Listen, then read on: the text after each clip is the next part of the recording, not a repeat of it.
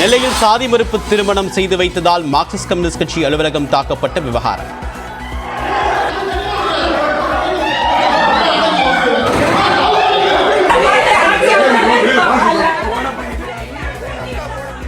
பெண்ணின் தாய் தந்தை உட்பட 13 பேர் கைது.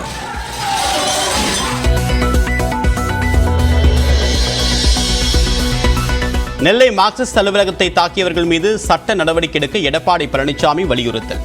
சாதிய தீண்டாமையால் நடைபெறக்கூடிய சம்பவங்கள் வேதனை தருவதாகவும் எக்ஸ் தளத்தில் பதிவு.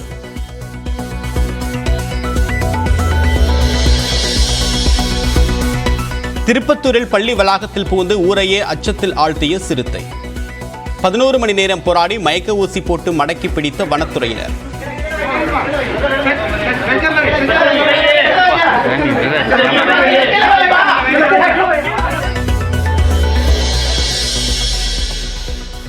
திருப்பத்தூர் பள்ளி வளாகத்தில் சிறுத்தை வருவதை பார்த்து பயந்து காருக்குள் பதுங்கிய 5 பேர். பல மணி நேர காத்திருப்புக்கு பிறகு பாதுகாப்பாக மீட்பு.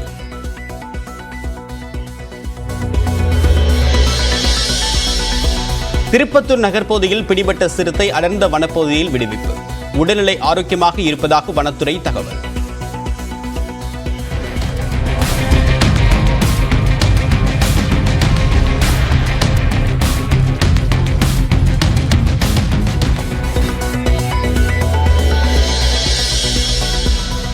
குவைத் தீ விபத்தில் உயிரிழந்த 7 தமிழர்களின் உடல்கள் சொந்த ஊர்களில் அடக்கம். கண்ணீருடன் கதறி அழுது அஞ்சலி செலுத்திய குடும்பத்தினர்.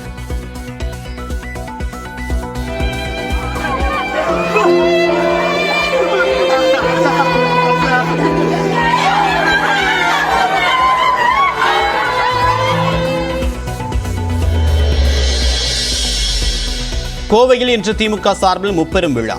கொடிசியா மைதானத்தில் மாபெரும் விழாவிற்கு திமுக தலைமை ஏற்பாடு.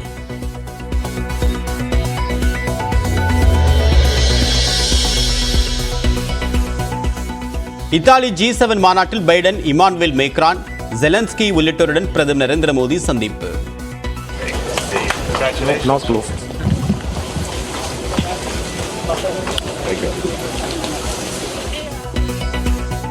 போப் பிரான்சிஸை சந்தித்த பிறகு இந்தியாவுக்கு வருமாறு அழைப்பு விடுத்தார்.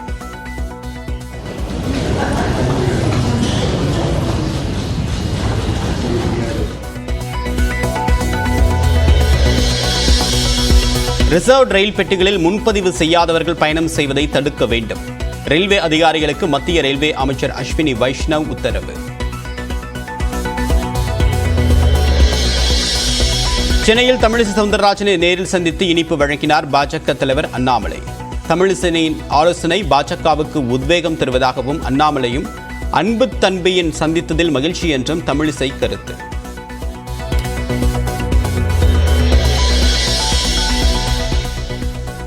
பக்ரீத்தை ஒட்டி மேட்டுப்பாளையம் அருகே அன்னூர் மற்றும் நாமக்கல்லில் களை கட்டிய ஆட்டுச் சந்தைகள். எட்டயபுரத்தில் விலை அதிகமாக இருந்ததால் விற்பனை குறைந்தது.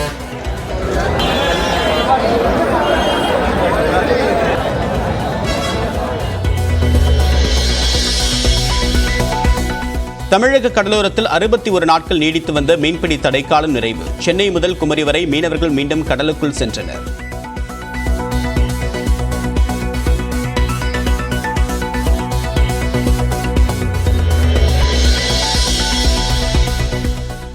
தமிழ்நாட்டில் 9 மருத்துவக் கல்லூரிகளில் கூடுதலாக தலா 50 இடங்கள் உருவாக்க நடவடிக்கை.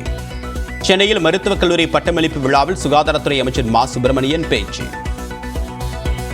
50 இடங்கள் கூடுதலாக வேண்டும் என்கின்ற கோரிக்கை ஒன்றிய அரசுக்கு விரைவில் வைக்கப்படும். எதிர்வரும் கல்வியாண்டில் நிச்சயம் இன்னமும் ஒரு 450 புதிய மருத்துவ மாணவர்களுக்கான இடங்கள் தமிழகத்தில் உருவாக்கப்படும். ராஜபாளையம் அருகே லேப்டாப்பில் சார்ஜ் போட்டபடி பயன்படுத்திய பெண் மின்சாரம் தாக்கி பலி. வெளிநாட்டில் வேலை செய்யும் கணவருடன் பேச முயன்ற போது பரிதாபம். நேபாளத்திற்கு எதிரான உலகக்கோப்பை T20 லீக் போட்டியில் தென்னாப்பிரிக்கா த்ரில் வெற்றி. கடைசி பந்தில் 2 ரன்கள் தேவை என்ற பரபரப்பான சூழ்நிலையில் ரன் அவுட் ஆன நேபாள பேட்ஸ்மேன் குல்ஷன் ஜா.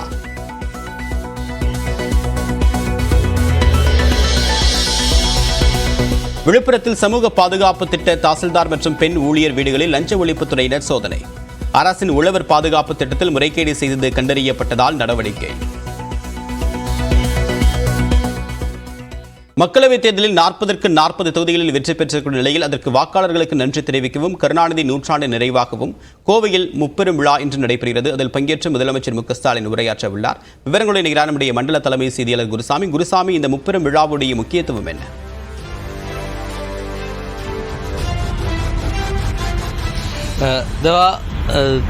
நடைபெற்று முடிந்த நாடாளுமன்ற தேர்தலில் 40 தொகுதிகளிலும் திமுக கூட்டணி வெற்றி பெற்றிருக்கிறது.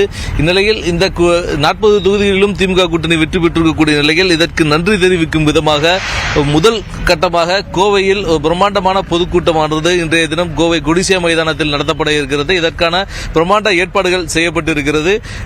இதை தவிர்த்து முப்பெரும் விழாவாக இந்த விழாவானது கொண்டாடப்படுகிறது. குறிப்பாக கலைஞர் நூற்றாண்டு நிறைவு விழா, வாக்காளர்களுக்கு நன்றி தெரிவிக்கும் விழா, மேலும் இந்த வெற்றியை தேடி தந்த தமிழக முதல்வர் ஸ்டாலினுக்கு பாராட்டு விழா ஆகிய 3 விழாக்களும் இணைத்து ஒரு முப்பெரும் விழாவாக இந்த கூட்டமானது முதல் கூட்டமாக தேர்தலுக்கு பின்னர் நடைபெறக்கூடிய ஒரு முதல் பொதுக்கூட்டமாக கோவை குடிசை மைதானத்தில் ஏற்பாடு செய்யப்பட்டிருக்கிறது. மிக பிரம்மாண்டமான மேடைகள் அமைக்கப்பட்டு இந்த கூட்டமானது அனைத்து ஏற்பாடுகளும் செய்யப்பட்டு வருகிறது. முக்கிய அமைச்சர்கள் இந்த மேடை வளாகத்திலிருந்து இந்த பணிகளை துரிதப்படுத்திக் கொண்டிருக்கிறார்கள். குறிப்பாக இந்த மேடையானது 150 அடி நீளம் மற்றும் 40 அடி அகலம் என மிக பிரம்மாண்டமாக வடிவமைக்கப்பட்டிருக்கிறது. இந்த ஒரே மேடையில் வெற்றி பெற்ற 40 நாடாளுமன்ற உறுப்பினர்களும் இந்த மேடையில் அமர வைக்கப்பட இருக்கிறார்கள். இதேபோன்று திமுக கூட்டணியினுடைய அனைத்து தலைவர்களும் இந்த மேடையில் அமர வைக்கப்பட்டு ஒரு மிக பிரம்மாண்டமான கூட்டமாக இந்த கூட்டமானது நடத்தப்பட இருக்கிறது. இந்த கூட்டத்திற்கு சுமார் 3 லட்சம் பேர் வரை வருவார்கள் என எதிர்பார்ப்பதாக அமைச்சர் முத்துசாமி அவர்கள் நம்மிடையே பேசும்போது தெரிவித்திருக்கிறார். மிக பிரம்மாண்டமாக மேற்கு மண்டலம் மட்டுமின்றி தமிழகம் முழுவதும் இருந்து இந்த பொதுக்கூட்டத்திற்கு ஏராளமானோர் வரக்கூடிய வகையில் ஏற்பாடுகள் செய்யப்பட்டிருப்பதாக தெரிவிக்கப்பட்டிருக்கிறது. குறிப்பாக 28 ஆண்டுகளுக்கு பிறகு கோவை நாடாளுமன்ற தொகுதி திமுக வசம் வந்திருக்கிறது. அது ஒரு முக்கியத்துவம் வாய்ந்த ஒன்று விஷயமாக கருதப்படுகிறது. 28 ஆண்டுகளுக்கு பிறகு திமுகவினுடைய நாடாளுமன்ற உறுப்பினர் இருப்பதன் காரணமாக அதன் ஒரு முக்கியத்துவத்தை உணர்த்தும் விதமாக இந்த கோவையில் முதல் பொதுக்கூட்டமானது ஏற்பாடு செய்யப்பட்டிருக்கிறது. அனைத்து தலைவர்களும் இந்த பொதுக்கூட்டத்தில் வந்து பொதுக்கூட்டத்தில் முதல்வருக்கு பாராட்டு விழா நடத்த இருக்கிறார்கள். அதே போல கூட்டணி கட்சியினருக்கு மரியாதை செலுத்தும் விதமாகவும் இந்த பெரிய வெற்றியை தெரிவித்த கூட்டணி கட்சியினருக்கு நன்றி தெரிவிக்கும் விதமாகவும் ஒரு பிரம்மாண்ட ஒரு பொதுக்கூட்டமாக இந்த பொதுக்கூட்டமானது ஏற்பாடு செய்யப்பட்டிருக்கிறது. தேவா, உங்களுடைய கள தகவலுக்கு நன்றி குருசாமி.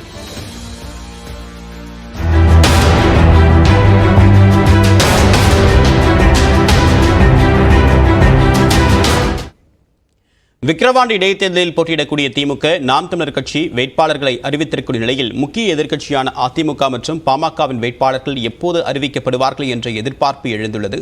கூடுதல் விவரங்களை நீராடிய செய்தியாளர் அபினேஷ், பாமக அதிமுக 2 பேரும் வேட்பாளரை அறிவிப்பதற்கு தாமதம் என்ன காரணம்?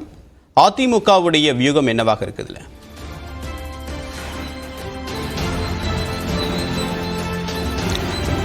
விக்கிரவாண்டி சட்டப்பேரவை தொகுதிக்கான இடைத்தேர்தல் அடுத்த மாதம் 10ஆம் தேதி நடைபெற உள்ள நிலையில் இந்த தேர்தலில் போட்டியிடக்கூடியவருக்கான வேட்புமனு தாக்கல் நேற்றிலிருந்து தொடங்கி இருக்கிறது. வரும் 21ஆம் தேதி வரை வேட்பாளர்கள் தங்களுடைய வேட்புமனுக்களை தாக்கல் செய்யலாம். நீங்க குறிப்பிட்டது போல திமுக மற்றும் நாம் தமிழர் ஆகிய 2 கட்சிகளும் வேட்பாளர்களை அறிவித்து உள்ள நிலையில பிரதான எதிர்க்கட்சியான அதிமுக இதுவரை வேட்பாளரை அறிவிக்கவில்லை. ஆனால் அந்த தொகுதியில் நடைபெறக்கூடிய அந்த இடைத்தேர்தலில் அதிமுக போட்டியிடுது அப்படிங்கிறத கட்சியின் பொதுச்செயலர் எடப்பாடி பழனிசாமி ஏற்கனவே அறிவித்திருக்கிறார். ஆனாலும் இந்த வேட்பாளர் அறிவிக்கிறதுல தொடர்ந்து ஒரு காலதாமதம் ஆகுது.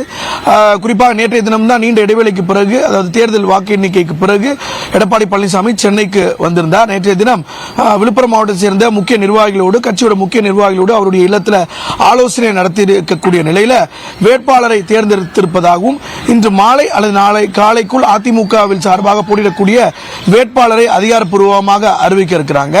குறிப்பாக இந்த நடந்து முடிந்த மக்களவைத் தேர்தலிலும் அந்த குறிப்பிட்ட விக்கிரவாண்டி சட்டப்பேரவை தொகுதியில் ஒரு மிக கணிசமான வாக்குகளை அதிமுக வாங்கியிருக்கிறது. அதிமுகவுடைய வாக்கு வங்கி அதிகமாக இருக்கக்கூடிய தொகுதி அப்படிங்கிறனால அங்கு பணியாற்றி வெற்றி வாய்ப்பை பெற்றலாம் அப்படிங்கிற ஒரு வியூகத்தையும் அதிமுக அங்க வைத்திருக்கிறாங்க. குறிப்பாக அந்த தொகுதிக்கு பொறுப்பாக இருக்கக்கூடிய முன்னாள் அமைச்சர் சி வி சண்முகமுடைய கருத்தும் அதாக தான் இருக்கு. எனவே வேட்பாளரை பொறுத்தவரை அங்கு இருவர் அங்கு பரிசீலனை இருக்கிறாங்க. ஒருவர் ஏற்கனவே அங்கு போட்டியிட்டு வெற்றி பெற்றவர் இடைத்தேர்தலில், அதே அதே போல கடந்த முறை போட்டியிட்டு தோற்றவர் முத்தமிழ் செல்வன் அல்லது அந்த பகுதியில் கூடிய ஒன்றிய செயலாளர் கூடிய பன்னீர்செல்வம் ஆகிய இருவரில் ஒருவர் வேட்பாளராக அறிவிக்க இருக்கலாம். இன்று மாலை அல்லது நாளை காலைக்குள் வேட்பாளரை அறிவிக்க இருக்காங்க. ஏன்னா நாளை தினம் விழுப்புரத்தில், குறிப்பாக விழுப்புரம் மாவட்டத்தில் செயல் வீரர் கூட்டத்துக்கு ஏற்பாடு செய்திருக்கிறாங்க. எனவே தேர்தல் வேட்பாளர் அறிவித்த பின்புதான் அந்த செயல் வீரர் கூட்டம் நடைபெறுவது ஏதுவாக இருக்கும்.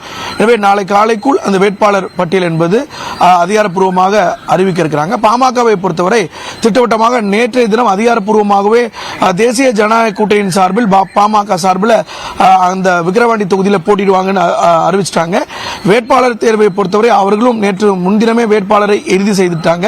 குறிப்பாக இதில் மிக முக்கியமாக பாமகவுடைய நிறுவன தலைவர் அன்புமணி, அதாவது பாமக நிறுவன தலைவர் ராமதாஸ் அவருடைய இல்லத்திலிருந்து ஒரு வேட்பாளர் அங்கு போட்டியிடலாம் அப்படின்னு தெரியுது. குறிப்பாக அதாவது ராமதாஸ் அவருடைய பேரன் இந்த தொகுதியில் வேட்பாளராக நிறுத்தப்படுவதற்கு அதிகமான வாய்ப்பு இருக்கிறது. அவருடைய மகள் வயிற்று பேரனாக இருக்கக்கூடிய முகுந்தன் அங்கு வேட்பாளராக நிறுத்தப்படுவதற்கான வாய்ப்பு அதிகமா இருக்கு.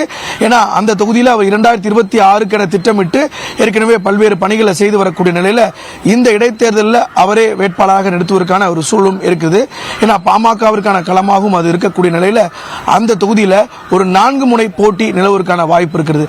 திமுக, அதிமுக, பாமக மற்றும் நாம் தமிழர் ஆகிய 4 கட்சிகள் அங்கு நேரடியாக போட்டியிடக்கூடிய சூழல் இருக்கிறது. இந்த 2 கட்சிகளை பொறுத்தவரை அதிமுக மற்றும் பாமக பொறுத்தவரை இன்று மாலை அல்லது நாளை காலைக்குள் அதிகாரப்பூர்வமாக அவர்களுடைய வேட்பாளர்களை அறிவிப்பதற்கான வாய்ப்பு அதிகமாக இருக்கிறது. தேவப்பிரி, உங்களுடைய விரிவான தகவலுக்கு நன்றி அபினேஷ்.